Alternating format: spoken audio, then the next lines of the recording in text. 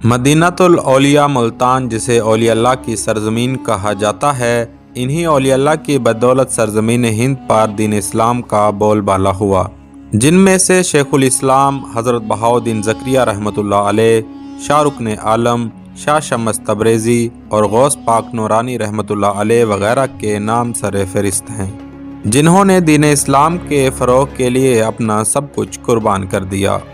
آج میں آپ کو انہی میں سے ایک استاد، عالم اور ولی حضرت شیخ ابو الفتح رکن الدین عالم سہروردی رحمۃ اللہ علیہ کے مزار کی سیر اور ان کی زندگی کے بارے میں دلچسپ حقائق سے روشناس کروانے جا رہا ہوں۔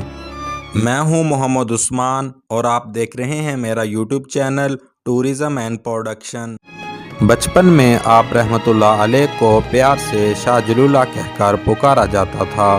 رکن الدین عالم لقب ہے جو حضرت خواجہ شمس الدین تبریزی رحمۃ اللہ علیہ نے ابتدائی عمر میں آپ کو عطا فرمایا، جس کے معنی دنیا کا ستون ہے۔ آپ کی ولادت 9 رمضان المبارک 1251 میں شہر ملتان میں ہی ہوئی۔ آپ کے بچپن کے حوالے سے ایک واقعہ بے تحاشا کتابوں میں درج ہے۔ واقعہ کچھ یوں ہے کہ جب حضرت کی عمر 6 سال تھی تو آپ کھیل میں مشغول تھے، تو حضرت بہاؤالدین زکریا رحمۃ اللہ علیہ تشریف لائے اور اپنی پگڑی اتار کر ایک طرف رکھ دی۔ شاہ رکن عالم جو کہ کھیل میں مشغول تھے، کھیل چھوڑ کر آئے اور پگڑی اپنے سر پر رکھ لی۔ آپ کے والد محترم حضرت شیخ صدر الدین عارف رحمۃ اللہ علیہ یہ ماجرا دیکھ رہے تھے۔ آپ کے والد نے آپ کو ڈانٹا اور فرمایا کہ یہ بے ادبی ہے۔ اس پر حضرت بہاؤالدین زکریا رحمۃ اللہ علیہ نے کہا، اسے مت ڈانٹو، یہ دستار اسی کے لیے ہے، میں رکن الدین کو یہ پگڑی عطا کرتا ہوں۔ یوں دادا نے باطنی علوم سے آراستہ فرما دیا اور دادا کا علم پوتے کو عطا ہو گیا۔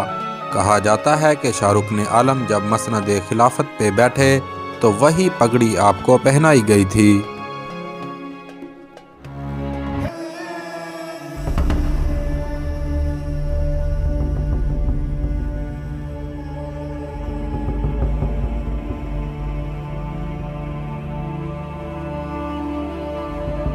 بیاتن در حقیقت رفتہ بے باک، بیاتن در حقیقت رفتہ بے باک، بظاہر در شریعت چست و چالاک۔ آپ رحمۃ اللہ علیہ کی والدہ محترمہ بی بی راستی حافظ قرآن تھیں اور زہد و تقوی کی بنا پر رابعہ اثر کہلاتی تھیں۔ آباء و اجداد کا تعلق قریش کے معزز قبیلے سے تھا۔ آپ کے بزرگوں میں حضرت کمال الدین علی شاہ قریشی مکہ معظمہ سے خوارزم آئے اور وہاں سے ملتان آ کر سکونت پذیر ہوئے۔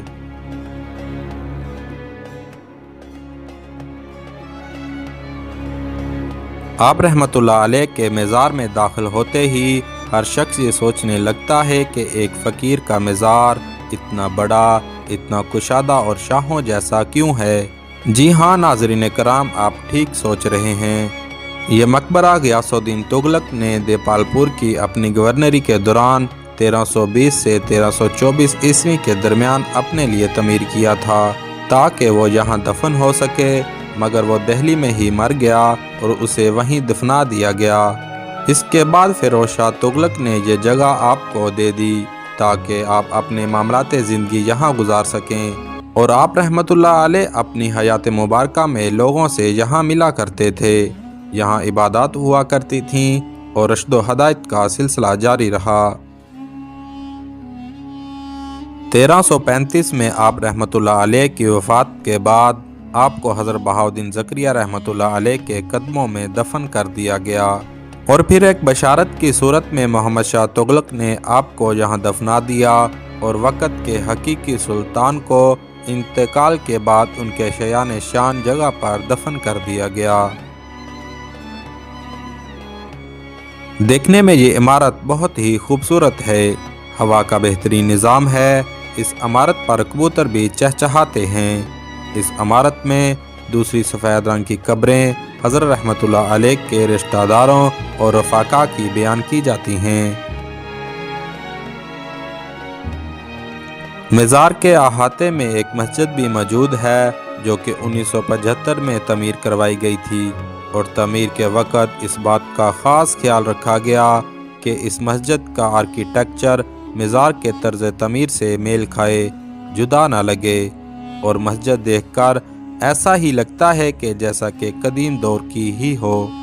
مسجد کے اندر نمازیوں کی گنجائش 1000 سے کم ہے، مگر مزار کا صحن میسر آنے کی وجہ سے 5000 نمازی یہاں ایک وقت میں نماز ادا کر سکتے ہیں۔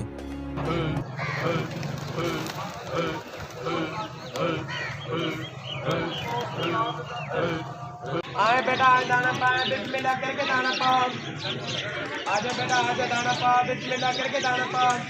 یہاں پر آنے والے زائرین اناج کی ٹوکریاں خرید کر کبوتروں کو دانہ اس خلوص نیت سے ڈالتے ہیں کہ اس عمل کے بدلے ان کی مشکل حل ہو جائے گی۔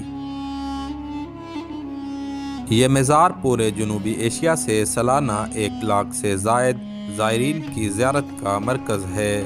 یاد رہے، پاکستان تحریک انصاف کے وائس پریزیڈنٹ اور سابقہ وزیر خارجہ شاہ محمود قریشی موجودہ سجادہ نشین اور مزار شاہ رکن عالم کے متولی ہیں۔